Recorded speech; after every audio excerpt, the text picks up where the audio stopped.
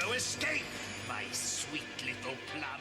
Given Night Trap's well-documented past, during a period which saw it become instrumental in the establishment of a new rating board for video games, I've decided to simply get into the meat of Screaming Villain's debut release, which celebrates 25 years of this oddity of an interactive movie which now finds itself attempting to engage a modern audience. Released on PS4 and PC with an Xbox version currently in the pipeline, Night Trap 25th is the result of one man's tireless determination to preserve a piece of gaming history.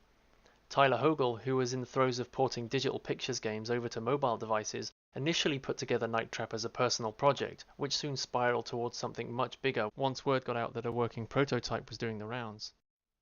Subsequent to a failed and unrelated Kickstarter in 2014, Hogle negotiated for the game rights and production went underway for a planned digital release across multiple platforms, along with a celebrated team-up with Limited Run Games, known for their fast-selling physical releases.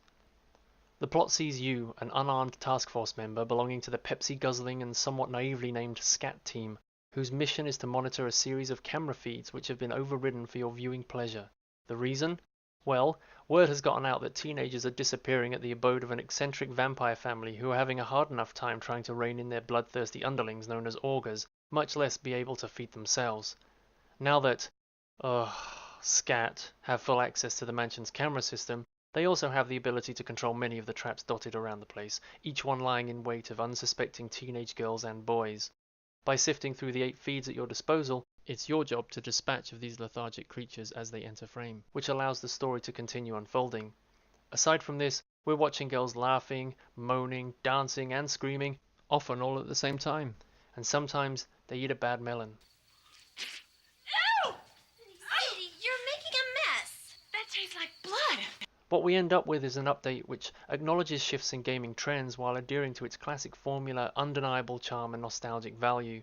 This is quickly evident via the options menu, which offers an assortment of playstyles ranging from the 1992 Sega CD original through to the 3DO, PC and spruced up 2017 incarnation, the latter of which now has animated security feeds which hints at making the whole ordeal that little bit simpler. Going back to the original interface certainly shows the game as being a much tougher experience, relying on mental prowess and quick reflexes. If you can manage to get through these somewhat archaic interfaces flawlessly, then you'll be rewarded with those coveted trophies. It's worth noting, however, that the replication of each system version here isn't 100% accurate to its original design, with icons still retaining that modern facelift. It's a minor niggle, but perhaps disappointing for purists nonetheless. Admirably, while the 2017 version may initially seem like a dumbing down for new players, it's a move that couldn't be any further from the truth. While the prospect of seeing the augurs spring into action at any given moment may seem like a gift from above, Night Trap remains a game which relies on the strictest sense of timing, insisting that you play by its own rules. At the core of the gameplay, the player is expected to capture enough augurs so as not to impede the unfolding narrative. Failure to do so will see your team leader bump you off the case. Even if none of the girls and guys present get bumped off in systematic fashion, the mere thought of too many augurs building in numbers bears too much weight on the special control attack team. Defeating said augurs boils down to the press of a single button. But it's not quite that simple. At various points in the game, a member of the vampire family will mention when it's time to change the color code of the alarm system, which in turn requires the player to change the on-screen color bar to match. This requires full attention to be paid on screen whenever you see someone talking in-game. Failure to do this will result in the traps failing to trigger, thus allowing more augurs to fill up the abode, though where they hide at this point is anyone's guess.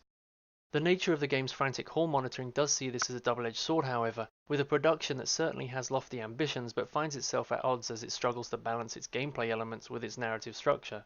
Nevertheless, Screaming Villain's decision to include all video footage from the 30-minute game as a reward to watch in a more coherent, albeit fragmented theatre mode upon completion is certainly commendable, as is the slew of additional bonus material which suitably places the game into its much-needed historical context and arguably proves to be more fascinating than the game itself. These include an 8-minute mini-doc from 1995 and an interview with the game's co-creator and director James Riley, which runs for approximately 20 minutes. While a pause option or fast forward and rewind would have been preferable, the fact that the features are so short doesn't make it too much of an issue. Moreover, if you do manage a flawless run of the game, meaning a perfect score of 100 augurs captured, you'll even be graced with the unlocking of Night Trap's original prototype Scene of the Crime, which is a considerably welcome gift. Such attention to detail and serious love for its subject is evident through and through.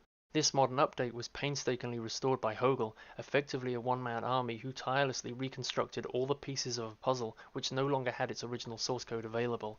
We can only imagine that this must have been some sort of logistical nightmare, a task which was difficult enough to visualize during its original production, let alone having to rebuild the whole thing from scratch.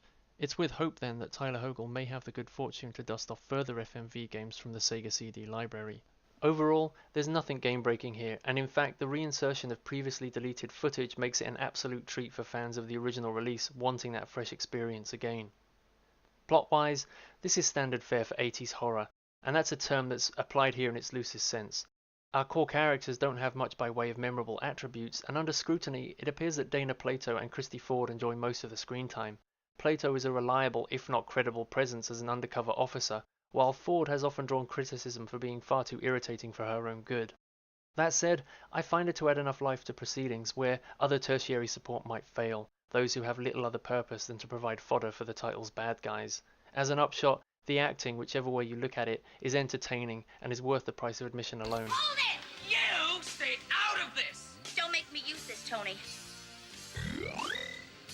On the flip side, the game's villains are suitably daft, display powers that are either far too nonsensical or underutilized at times. They shoot lightning out of their fingers for heaven's sake, they can teleport, and generally should have an easier time evading the law and not falling for their own booby traps under the most obvious of ruses.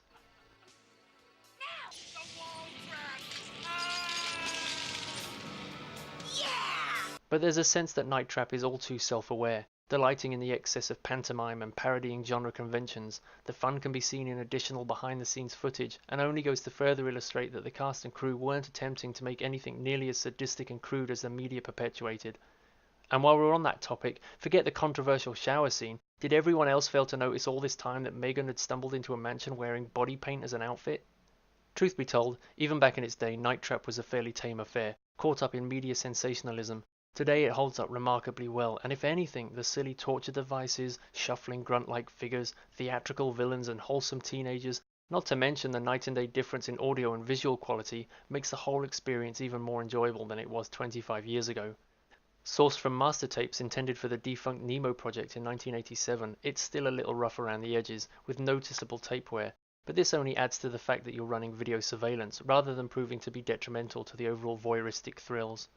Perhaps this is nostalgia talking as someone who grew up with the original Sega machine, but in all honesty, Night Trap is neither bad nor offensive enough to get angry with it. It's a product of its time, one which attempted something revolutionary and to this day is still reaping the rewards of sorts. The importance of that cannot be overstated, which is why to see it treated the way it has been after all this time is simply wonderful.